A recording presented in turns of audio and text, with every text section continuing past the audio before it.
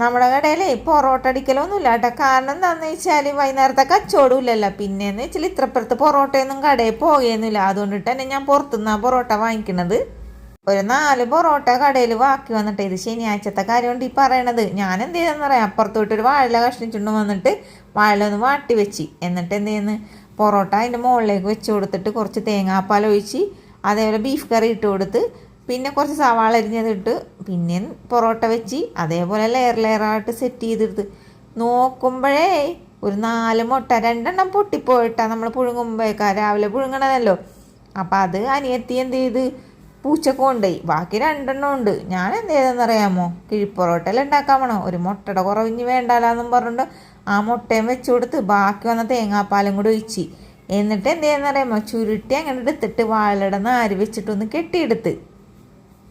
എന്തായാലും ചട്ടി വെച്ചിട്ടുള്ള പരിപാടിയൊക്കെ ചെയ്ത് എന്നാൽ പിന്നെ ചട്ടി തന്നെ വെച്ചിട്ട് ആവിയേറ്റി എടുക്കാമെന്നും പറഞ്ഞേ ചട്ടിയിലേക്ക് ഒരു ഇച്ചിരി വെളിച്ചെണ്ണ വെച്ച് കൊടുത്ത്. കാരണം ചട്ടി പോഞ്ഞ് അതിൻ്റെ പുകച്ചൂരി ഇതിലിപ്പോൾ കയറി പിടിക്കണ്ടാലാന്ന് ഓർത്തിട്ടുണ്ടാ ഒരു മൂടി വെച്ചിട്ടേ അതിൻ്റെ മുകളിൽ അമ്മിക്കുട്ടി വെച്ചത് അതേ തലകറങ്ങി വീഴാൻ പോയി. പിന്നെ അതിനെ പിടിച്ചൊക്കെ ഒരു കണക്കിന് നിർത്തി ഏണ്ടെന്ന് നമ്മൾ ആവിയേറ്റി എടുത്തിട്ടുണ്ട് കേട്ടാ. പക്ഷെ എൻ്റെ പൊന്നോ, ഈ സാധനങ്ങൾ തുറന്നപ്പില്ലേ ഇത് കണ്ടില്ലേ ആവി പറക്കണത്. ആ പൊറോട്ടയിൽ ആ കട്ടി തേങ്ങാപ്പാൽ അങ്ങോട്ട് ഒഴിച്ചിട്ട് അതേപോലെ തന്നെ ആ ബീഫും എല്ലാം കൂടി ഇല്ലേ ഈ ആവിയും കൂടി വന്ന് വാഴയിലിരുന്നപ്പോഴില്ലേ ഒരു പ്രത്യേക മണം, അതേപോലെ തന്നെ പ്രത്യേക ടേസ്റ്റും. ഞാൻ ആദ്യം തന്നെ ഈ വീഡിയോ എടുക്കണം കടമ്പ് ഇച്ചിരിക്കോളം സൈഡിൽ കഴിച്ചു നോക്കിയിട്ടോ.